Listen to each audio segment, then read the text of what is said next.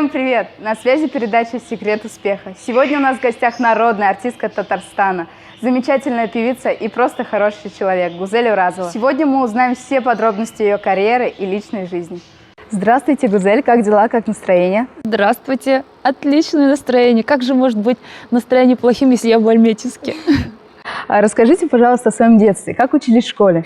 Нравилось вообще ли вам? Очень нравилось учиться в школе. Обожала я школу. Я практически оттуда не приходила, так можно сказать. До 7, до 8 вечера я была все время в школе, занималась и спортом, и в музыкальную школу я ходила. В общем, школа – это мое любимое место было, и очень нравилось учиться, конечно. Было у вас такое, что вы получали плохие отметки, и родители вас ругали за это? Как они вообще это воспринимали? Как сказать, наверное, были и плохие отметки, но я отчетливо помню, что до 5 класса я вообще была отличницей, у меня все время почетные грамоты висели на стенах.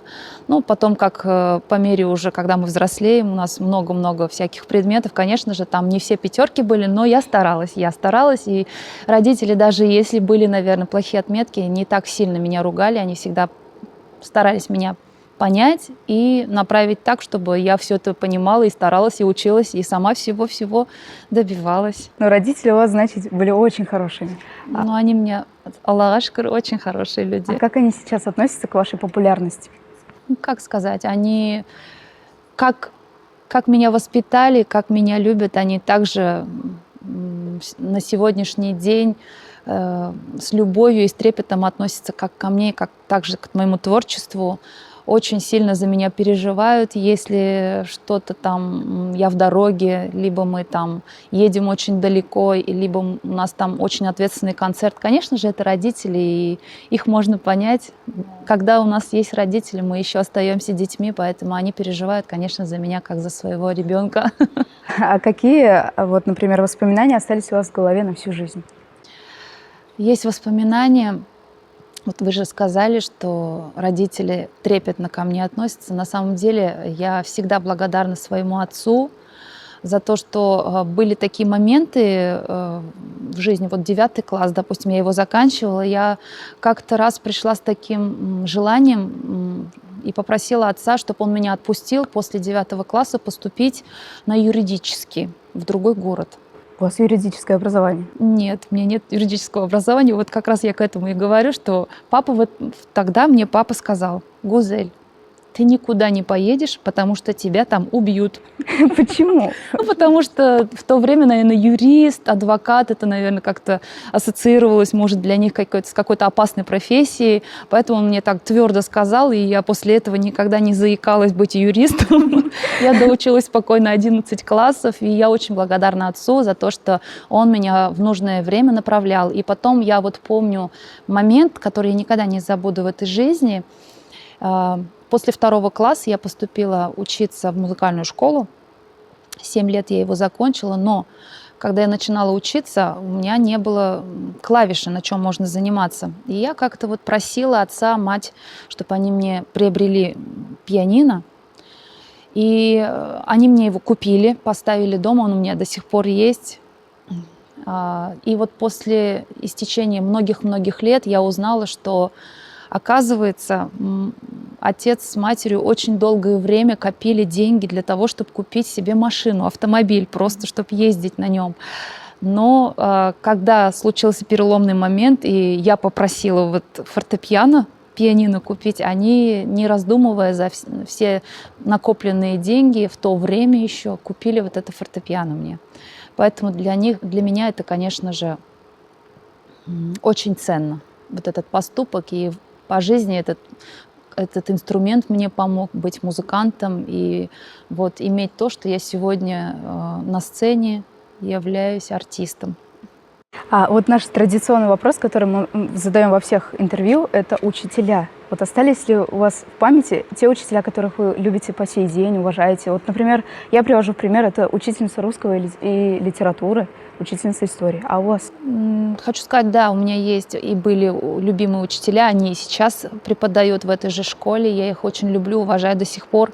Хотя вспоминаю моменты, когда у меня была учительница самая любимая, учительница алгебры, геометрии, но я ее настолько боялась во время уроков. Я не знаю почему, это, видимо, в классе такая аура творилась, что она вот один раз посмотрит, такое ощущение было, что все, и тебя там нет. Все боялись, но старались учиться очень хорошо и ответственно относились к этому предмету. Но я ее настолько любила, она настолько добрый человек внутри, но как учитель мы ее боялись очень сильно.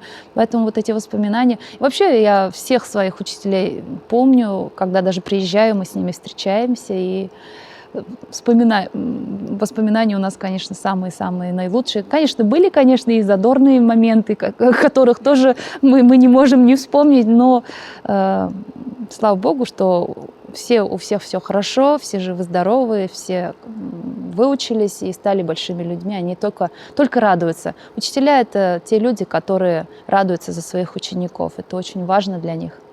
Вот самый запоминающийся поступок вашего фаната, который запомнился прям вот до сих пор помните, смеетесь, возможно. Ой, вы знаете, у нас каждый день это целая история, целый спектакль. На концертах, конечно, бывают разные моменты, но я вот никак не могу забыть. Хочу с чего начать, что вообще фанаты у меня появились с 2002 года еще, и они настолько преданно остаются мне по сей день, что я с некоторыми общаемся, мы и в соцсетях, они мне пишут, кто-то ведет мои странички, фан-аккаунты. Поэтому вот с тех времен еще у нас есть один фанат, его зовут Ренат. Вот Ренат никогда не пропускал ни в альметьевский концерт, даже в других городах близлежащих. Он все время пытался приезжать туда, обязательно брал цветы, поднимался. И вот как-то он уехал у нас в армию.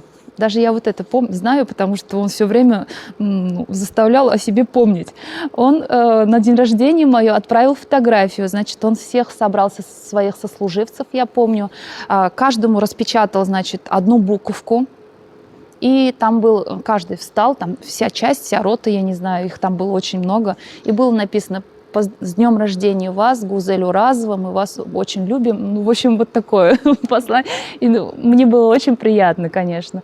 Затем вот на этих гастролях я была потрясена и удивлена поступком просто человека, который работает в поле, так скажем. Он водит трактор, он тракторист, и он очень любит свою профессию, но он решил сочинить для меня песню. Он ее сочинил, пришел на концерт и поднялся и спел мне эту песню, после чего он еще больше стал знаменитей. Ничего себе! Да, ну вот, в общем, это то, что вы задали вопрос, и я буквально в 2 словах вспомнила. На самом деле фанаты у меня очень хорошие, они все очень креативные, разных профессий, я их очень всех люблю. Были, конечно, и пироги, и торты с нашими фотографиями, с детьми, альбомы. Я так благодарна им, что они у меня есть, они так украшают мою жизнь, настолько они его яркими красками, этими всеми пожеланиями, они вдохновляют меня жить и творить дальше. Спасибо им большое. Есть ли у вас девиз или миссия по жизни, вот, которую вы еще не достигли или планируете? Что-то такое? У меня есть один девиз, я его на татарском озвучиваю примерно так. «Тырышкан табар, ташкы ходак кагар». А переводом, сейчас я вас переведу. Тот, кто старается, даже гвоздь сможет прибить на камень. Вот, приблизительно так. Ну, то есть тот, кто захочет что-то достичь, он все равно это сделает. Ну, приблизительно так. Поэтому вот этот слоган, так скажем, он мне всегда помогает жить и достигать, наверное, тех целей, которые мы хотим вместе достичь с огромной моей командой, с моей семьей в будущем. Но я хочу сказать, что ничего невозможного не бывает. Главное, чтобы ты любил свою профессию и старался делать добро и отдавать всю свою работу с любовью тому, кому ты хочешь его отдать. А в моем случае это зрители. А есть ли у вас продюсер? Если есть, как вы с ним познакомились? Да, у меня продюсер был, и сегодня есть. У меня было в моей жизни, наверное, 2 таких продюсера, которые играли большую роль в моей карьере. Первый — это Ренат Ениатов. В свое время я начала сотрудничать с компанией Барс Медиа, и он там был главным продюсером. Также он стал и моим продюсером, он подбирал как бы песни, репертуар и сопровождал. Ну, затем, как у меня контракт закончился, мы уже параллельно работали с моим мужем Ильдаром Хакимовым, и по жизни мой продюсер Ильдар Хакимов, я считаю. А кто вам делает аранжировки на ваши песни? Как вы считаете, на какую аудиторию она рассчитана? Возрастную аудиторию? Да, вы правильно подметили. У меня аудитория настолько широкая, что сказать возрастная, наверное, не все сказать, потому что мы всегда сейчас начали писать 0+. И я говорю, добавьте, пожалуйста, 80+ дальше. Объясню почему. Потому что в зале, на самом деле, зрители у нас все возраста есть в зале, и они с такой же любовью все приходят. У кого-то кто-то родился, и вот его привели, и он скачет, и он знает 2 слова, допустим, и он понимает наши песни, и дети с любовью приходят. Приходят те родители, которые выросли на наших песнях. Приходят родители тех родителей, которые с первых лет меня сопровождают. И вот эта возрастная категория, она у нас настолько выросла, что мы поем для всех категорий. Поэтому аранжировки у нас разные. И песни также разные. В репертуаре у меня есть, вот в последнее время появились и русские вещи, и татарские, и перепевки есть, и есть даже те ретро-песни, которые мы на сегодняшний день переложили в очень современную аранжировку, и они очень хорошо воспринимаются зрителями, поэтому аранжировки пишут разные аранжировщики. Даже, кстати, у меня здесь в Альметьевске есть очень хорошие друзья, аранжировщики, Артур, Владимир Федоров, они тоже отчасти большой вклад вносят в мое творчество. Они пишут эти все хитовые песни, которые все прямо любят, и все возраста. Поэтому я считаю, что мы идем в ногу и со временем, но не забывая того, что мы все-таки несем и прошлых лет песни, и идем мы в будущее. О чем вы мечтаете? Ну, мечты на самом деле бывают разные, смотря на какой период. Наверное, сегодня я мечтаю, с утра встала и мечтала, чтобы у меня сегодня в Альметьевске самый суперский концерт прошел. Вот честно я вам скажу. Но на самом деле мечты, они есть. Наверное, о них не нужно говорить. Просто нужно просить Бога, чтобы у тебя в жизни было все хорошо. Самое главное, чтобы моя семья и дети, и мои родители были здоровы. Остальное все будет. А бывает ли такое, что у вас опускаются руки, и кто вас поддерживает в этот момент? Бывает, конечно. Наверное, у каждого в жизни бывают такие ситуации, и мы не исключение. Но, конечно же, мой муж, который 24 часа, 7 дней в неделю, сутками рядом со мной находится и поддерживает меня во всем. И не только поддерживает, мы с ним вместе ведем творческий процесс полностью, и концерт, и техническую часть, и творческую часть. Ну, в общем, все у нас поделено, поэтому это как моя вторая половина, как мое второе я. Поэтому это самая большая поддержка. Ну и, конечно же, мои родители, мои близкие люди, которым я могу доверить все и получить те, скажем, пожелания, те все советы, которые они мне дадут, конечно же, я буду прислушиваться, и все будет хорошо. Как раз насчет вашего мужа. Вот настоящая любовь бывает лишь один раз в жизни. Как вы познакомились с Ильдаром Хакимовым? Да, это на самом деле настоящая любовь. Потому что нас все спрашивают, как вы терпите друг друга 24 часа в сутки? И я говорю, это любовь, никак иначе, потому что это как настолько... Такая любовь, что не хватает воздуха, когда его нет рядом, так скажем, да? Кого-то не хватает рядом. Но мы настолько привыкли друг к другу, что с первых дней, вот мы с ним даже встречались очень мало. Мы встречались всего лишь неделю, и мы поженились очень быстро. Вот у фанатов по-любому есть такой вопрос. Как вы с ним познакомились? Мы с ним познакомились не случайно, наверное. Он все время к этому шел, тоже случайно. Оказался в Казани, оказался в группе Салавата Фатхетдинова. Он начал работать у них, петь. А я пришла на концерт к ним и увидела его в первый раз со сцены. Он пел. После того, как я его первый раз увидела, мы уже где-то через, наверное, буквально 2-3 недели встретились уже при других обстоятельствах. Но тот же самый Салават Фатхетдинов, получается, нас познакомил. И вот с тех пор мы вместе. А как вы относитесь к вашим хейтерам? Вот, допустим, этот человек написал что-то плохое в вашу сторону. Вот, ваши действия. Как сказать? К хейтерам... Хейтеры-то недавно появились. Появились тогда, когда появились соцсети. А соцсети, с одной стороны, это хорошая вещь, с другой стороны, конечно, немного нехорошая, так как люди, скрываясь под другими именами, начинают друг другу высказывать то, что они не могут сами прийти и сказать. На самом деле я люблю с людьми общаться с глазу на глаз, видеть этого человека, какие у него могут быть вопросы, проблемы, может, в жизни какие-то нерешенные. Может, я как-то чем-то обидела этого человека когда-либо в жизни. Поэтому хейтеры — это такое слово, за которым скрывается очень много-много-много всяких факторов, и этот человек там может сидеть и писать все, что угодно. Я не знаю, где он воспитан, где он родился. Поэтому, конечно же, я стараюсь не обращать внимания на такие вещи. Ну, если обращать, наверное, внимание на все, это вообще невозможно было бы, наверное, дальше творить и жить. Поэтому, конечно же, хейтеров у меня не так уж и много, так скажу, но они есть, они, наверное, есть у всех. Поэтому я к ним отношусь с добром.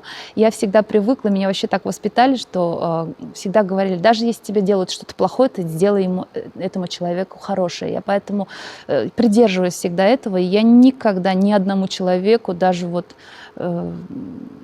никогда в жизни никого стараюсь не обидеть, для того, чтобы потом это мне когда-нибудь не возвратилось. Поэтому я и всем хейтерам то же самое этого желаю.